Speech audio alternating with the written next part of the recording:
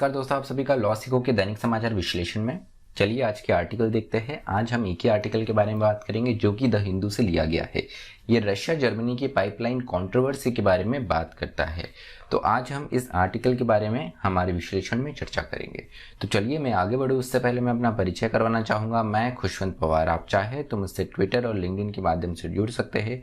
Description में आपको इसकी जानकारी मिल जाएंगी। अब आते हैं अभी हमारे एमसीक्यू के ऊपर। वह यह है कि निम्न में से कौन कौन से ऑनलाइन गेमिंग की कैटेगरी में आते हैं, कौन कौन से ऑनलाइन गेमिंग कहलाते हैं। आपका ऑप्शन ए है ई स्पोर्ट, ऑप्शन बी है फैंटेसी गेम्स, ऑप्शन सी है ऑनलाइन कैजुअल गेम्स, ये ऑप्शन डी ये सभी। जो भी आपका उत्तर हो कमेंट बॉक्स में जरूर लिखिएगा।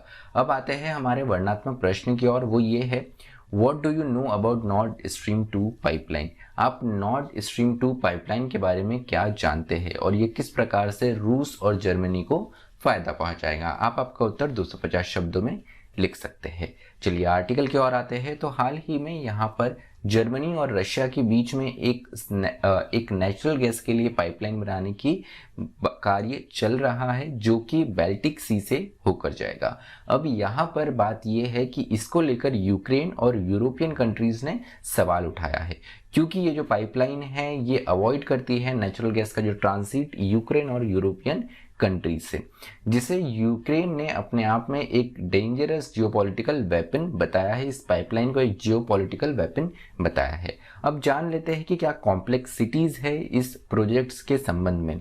सो the pipeline stream called Nord Stream 2 has been claimed to be economical more viable by the Russian president.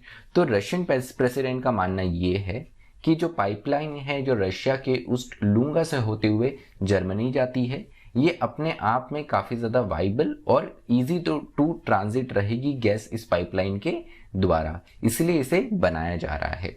वही इसको लेकर यूएस ने फाइनेंशियल सैंक्शंस जो है वो यूरोपियन यूनियन के ऑर्गेनाइजेशंस पे डाल दिए थे। डोनाल्ड ट्रंप की जब गवर्नमेंट थी तो उन्होंने एक आदेश जारी करके कहा था कि यूरोपियन यूनियन ऑर्गेनाइजेशन, कोई भी ऐसी ऑर्गेनाइजेशन या कंपनी जो नॉर्ड स्ट्रीम 2 से जुड़ी हुई है उस पर पूर्णतः फाइनेंशियल सैंक्शन रहेगा यूएस में।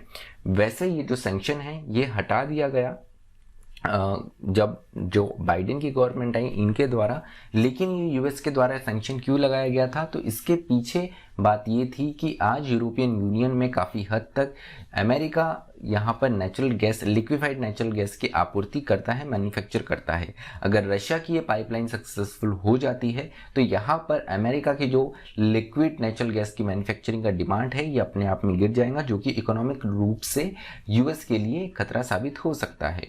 उसके अलावा the disputes over pipeline take place at a time when Germany has announced to shift renewable energy. तो यहाँ पर जर्मनी ने रिन्यूएबल एनर्जी अर्थात नवीकरणीय ऊर्जा के स्रोतों की ओर स्विच होना यहाँ पर इसके लिए निर्णय लिया है, यहाँ पर ये चुना है।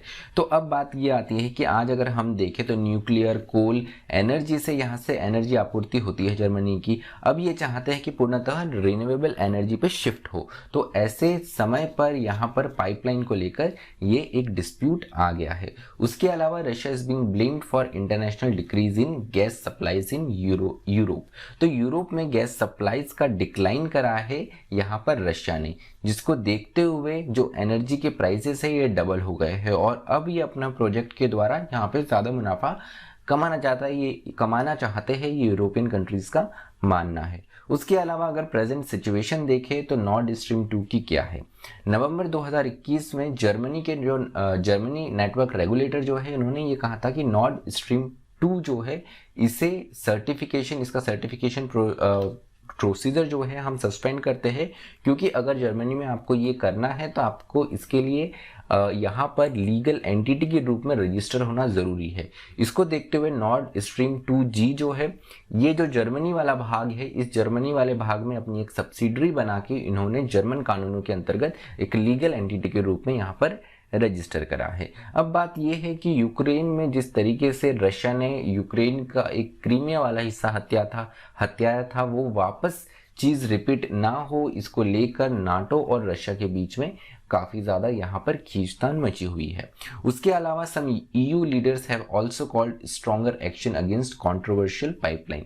तो यहाँ पर जो और यूरोपीय यूनियन के लीडर्स हैं, इन्होंने कहीं ना कहीं ये भी कहा है कि वो स्ट्रॉन्गर एक्शन या हो सकता है कोर्सिव एक्शन भी ले सकते हैं इस कंट्रोवर्शियल पाइपलाइन को देखते हुए। उसके अलावा chances of its cancellation are also high if the military tension between the states escalate.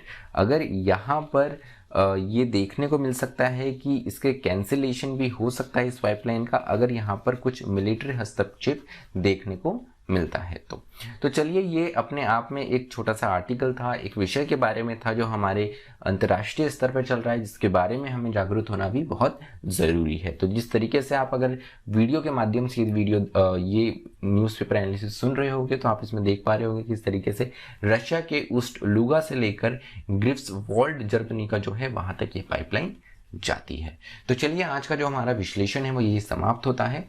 आप इस वीडियो की स्लाइड्स जो है टेलीग्राम चैनल से ले सकते हैं, डिस्क्रिप्शन में आपको इसकी टेलीग्राम चैनल की लिंक मिल जाएंगी। उसके अलावा आप हमसे इंस्टाग्राम के माध्यम से भी जुड़ सकते हैं। अधिक जानकारी के लिए आप लॉसिको की वेबसाइट www.lawsico.com भी विजिट कर सकते हैं। मुझे सुनने के लिए आप सभी का धन्यवाद। Thank you. Stay tuned to लॉसिको।